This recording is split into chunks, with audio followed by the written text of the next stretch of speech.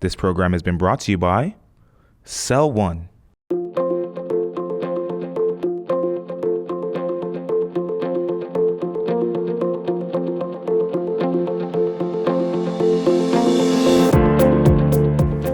Welcome to 2015's 10 Most Fascinating People of Bermuda. I'm Lisa Pickering. Everyone has a story, a little something that makes them unique, especially right here in Bermuda. But what does it mean to be fascinating?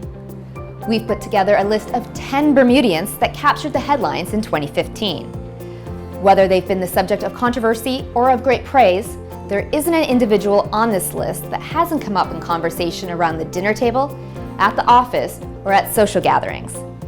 Each individual featured on this list share one thing in common. They all have shown passion, determination, and perseverance in the face of setbacks.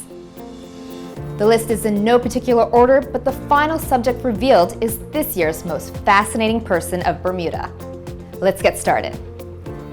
He stepped into power during a time of controversy in May 2014, and his time at the helm since has been no easy ride. Known to some as the Milkman, OBA Premier Michael Dunkley received his fair share of criticism and praise in 2015. He ended the year favorably in the polls despite disapproval over government and union relations, a surge in crime, and questionable government contracts. And the Jetgate scandal continues to surface. Despite strong political opposition, Premier Dunkley has steamed ahead, publicly boasting economic growth and the much-touted America's Cup events. We're making progress. We're out of the recession. The economic indicators show that to be the case. But still, we have a lot of work to make because there's still too many people hurting. There's still too many Bermudians are looking for a job or in a job that is not their first choice. And so the work must continue. And I'm positive that we will continue to make strides because there's a lot of opportunity that's still there, and we're knocking on that door and we're opening the door for that opportunity, whether it be construction projects that are very close to getting into the ground, or whether it be the planning for the America's Cup in 2017 as a backdrop to the awesome races we had in October of this year for the Louis Vuitton World Series. In terms of employment, how confident are you that you'll see an increase in positions arising in the new year? I think we will see increased employment levels. We've seen it with the economic stats that have been put out through the year that the unemployment level has dropped from 9 to 7%, but still that's way too high. And especially the unemployment level for young people is much higher than that, and it's still way too high. And I think we'll see progress on that with the jobs that are going to be coming forward for construction and those assorted areas. Confidence was shattered through this recession. And confidence is a very fleeting thing no matter what you look at it in life. And with that confidence being shattered, while we've grown in confidence in Bermuda, and that's very clear if you take a look at some of the indicators and some of the surveys that have been out there, that confidence is still starting to come back. Businesses are going to make sure that when they hire, it's the right time to hire because they feel they can make a return on their investment. It's up to us now as a government to continue to make sure we build that confidence and give the business organizations the structure, the foundation they need to be confident moving forward. And much like the opposition leader, Mark Bean, you both seem to strike a chord with people, positive and negative on both sides. Why do you think that is?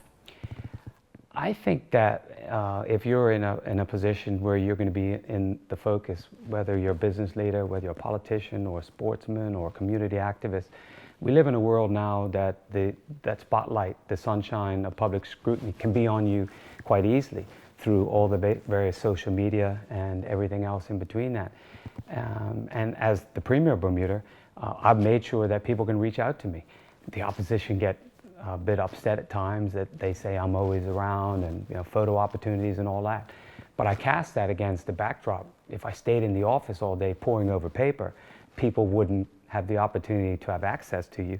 They wouldn't know what you stood for, and they'd be complaining because you were inside, out of the way, and out of sight. I think people want a leader that's accessible and that's real. And when you get involved in politics, you come from all walks of life. People need to know that I'm accessible and I'm real and I'm just like them. Now, let's talk a little bit about the party. The PLP recently said that the OBA has had a bout of scandals, broken promises, and a lack of transparency. What do you think about that assessment? I would expect that from opposition.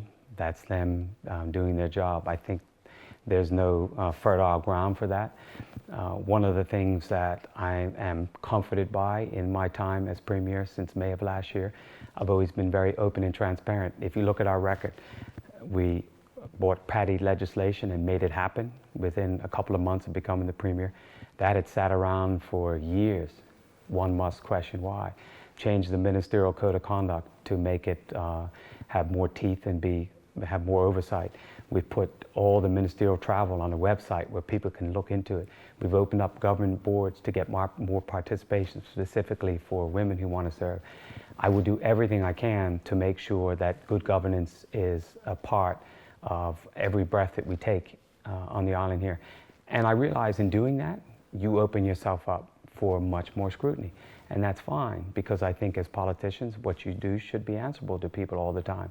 And so I'm proud of the record, but I just chuckle with the opposition because clearly, while they seem to have a focus in on good governance and all of those related type of things, they seem to have amnesia about what took place before 2012. That's cool. And there are those that might argue that the OBA is selling off Bermuda. What would you say to those critics? I would say that, to be blunt, it's nonsense. What the OBA is trying to get Bermuda to be open for business again, trying to grow our economy and take care of our people. We've seen unprecedented struggles by Bermudians over the past couple of years, something that I haven't seen in my lifetime, 57 years now. As a Bermudian, why would I sell off Bermuda? Where do we have to go? I've lived here all my life, been away for 7 years in school, but the rest of the time I've been here in Bermuda. I'm part of the pulse that makes up Bermuda. 65,000 people make up our pulse. I would never sell off Bermuda.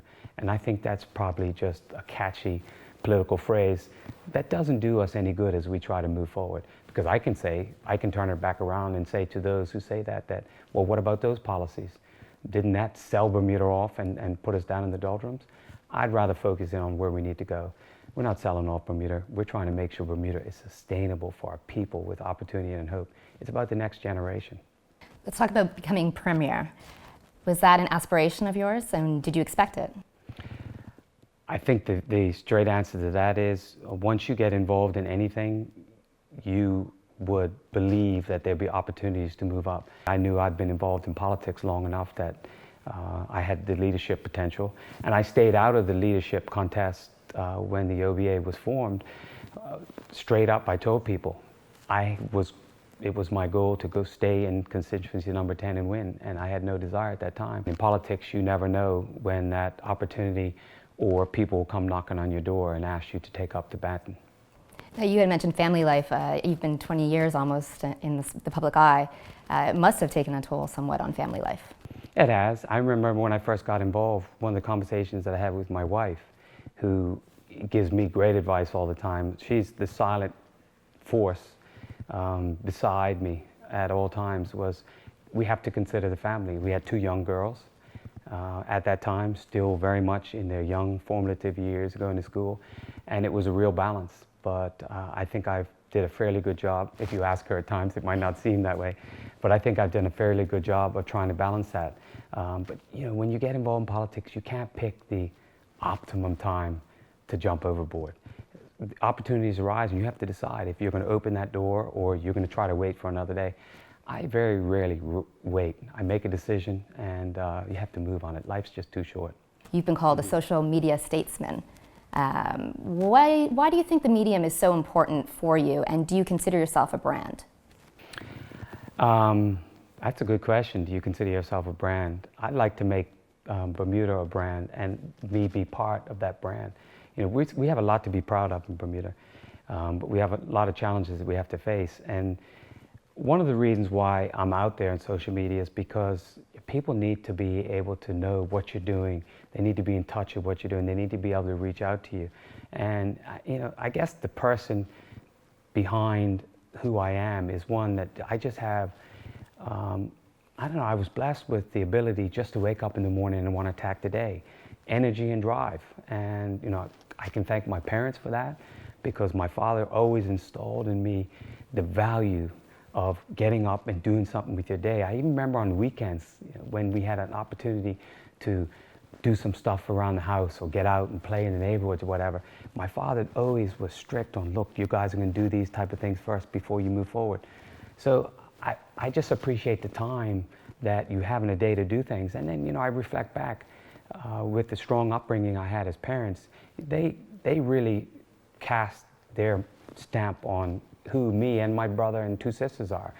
And when I look back and I recall when my father died at 40, I was just 15 or 16 years old. The fragility of the world rocked our family because, as a man, he was my hero. I was a young boy. And I'm thinking, wait a second, I saw him at Christmas. I was away at school at the time. Snuffed out, just like that, with a phone call from away that I'm coming home and he's not well. And then I started to say, well, life's too short. You have to give everything every day. And so my day is going to be driven by energy and drive to get things done. And, thankfully, my family understands, my wife understands the passion that I have to do things and supports me at 100%. So behind what I am, what people see, it's just drive. That's all it is, drive. And it doesn't matter. If I'm not premier tomorrow, I'm still going to be driven to do what I like to do. And that wraps up the list for the most fascinating people of Bermuda 2015. Please feel free to send your suggestions for 2016 to burmiebios@gmail.com. I'm Lisa Pickering, and thanks for watching. This program has been brought to you by Cell One. With Cell One, you simply get more. More 4G speed and reliability across the island. More warranty coverage from the only carrier authorized to resell Apple iPhones in Bermuda. More first-class service with our 24/7 customer care, whether you're in-store, on the phone, or online. More services, mobile phones, long distance, and home internet, all with one company. Get more with one. Cell One.